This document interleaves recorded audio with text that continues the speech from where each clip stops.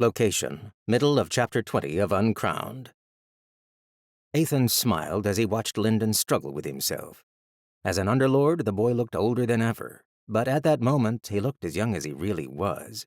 Tears welled in dark eyes, his shoulders were slumped, and he squirmed in place. Ethan saw shame, anger, regret, fear, self-pity, and a dozen other emotions. "I don't know what you want me to say," Lyndon said. "It's too late to do anything. I failed." Ethan struggled not to laugh. Not in mockery. No one understood what Lyndon was feeling better than Ethan did, not even Lyndon himself. But to see someone who had come so far in such a short time think he was a failure. Top 16 of the Uncrowned, when so recently he had been a copper in the backwoods of nowhere. Anyone but Lyndon would see no failure. In fact, they would see wild success. But what others saw didn't matter. Even what Lyndon saw hardly mattered. Far more important was what he did. Ethan leaned forward. "I want you to tell me what you're going to do next." Lyndon shook as though Ethan had struck him a tiny blow. He sat up straighter and subconsciously worked the heaven and earth purification wheel. "Yaren won," he said with resolve. "I'm going to see her." A good start, as long as Lyndon could put his pain aside long enough to support her. Ethan nudged him in the right direction. "Congratulations from you will mean a great deal to her, but are you in shape for that?" "I don't know," Lyndon said, and that was a good answer. He wrestled with himself in silence for a moment more, and then bolted from the room.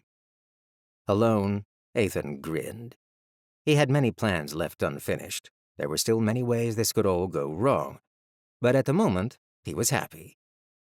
Then came the alarm. A sound like shrieking seabirds echoed from the walls of the Nine-Cloud Court. The soul, the construct that oversaw all others, spoke in a tightly contained panic. "All guests, prepare for imminent spatial transfer." Someone pulled Ethan through the way. For just an instant, he was home again. Textured blue, the foundation of all existence, buffeted him on all sides. The shock overwhelmed him. He had been transported by others before, of course, but almost never unaware. With so many monarchs in the Nine-Cloud Court, he had to keep his bloodline senses somewhat constrained, and his current body was a poor conduit for authority, so he hadn't seen anything. Ethan was deposited, kneeling next to 14 other contestants, the ones remaining in the tournament. Instantly, he knew the monarchs weren't responsible for the working.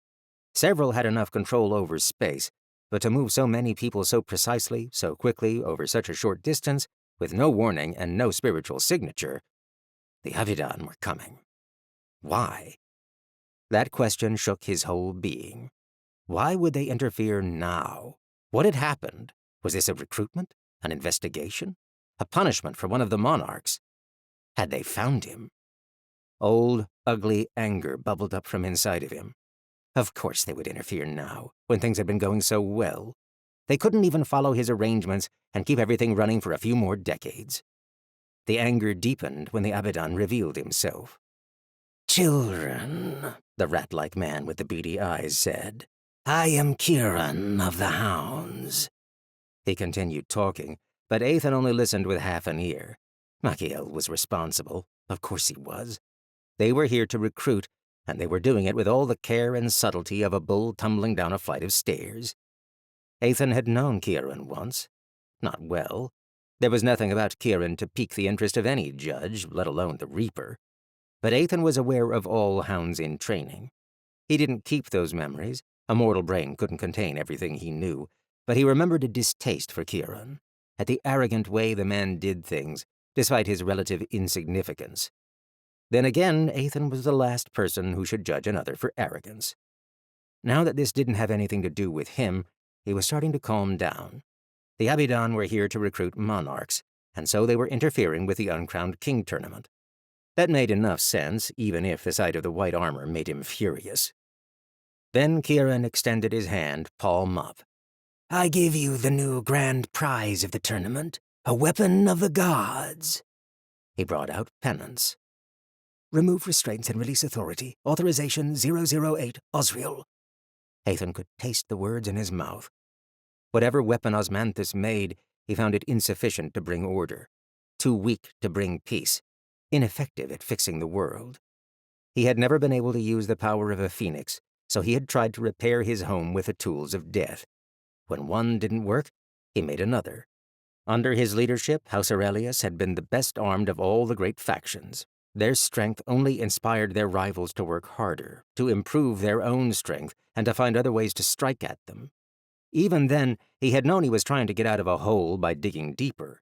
But he'd convinced himself that there was a way out, that he could make a weapon so perfect he could leave it to his descendants to protect them from any threat. It was to be his penance for failing to succeed while he was with them, and his penance for leaving them behind. In the end, he succeeded. The icons of death and creation were reflected powerfully in his arrowhead, to the point that it effectively commanded the way itself to kill, to turn any being from alive to dead as simple as flipping a switch. The perfect weapon. Osmanthus had succeeded, and he'd been unable to leave it behind. When he saw his penance realized, he knew that it would not lead to the fate he wanted. It would be a curse on his line, not a blessing. His descendants could not be trusted with, and should not be burdened by, the power of death itself, so he had brought it with him when he ascended. And now it was being used as a prize in a game for children. Ethan wrestled his own self into silence. To break his shroud now would be to ruin everything, to make all his work worthless. And once Kieran's words penetrated the haze of his rage, he realized that penance itself wasn't really the prize, only a single use. The perfected arrowhead had no limit on its use, at least on targets that had not ascended. Given enough time, someone holding penance could eliminate anyone and everyone they wanted. At least the hounds hadn't succumbed entirely to madness. It was still a hideous insult, and one Machiel should one day pay for. But Ethan mastered himself. He forced down his rage. He would not throw away his current solution for one that had already failed. He had a new plan, and maybe penance had a place in it.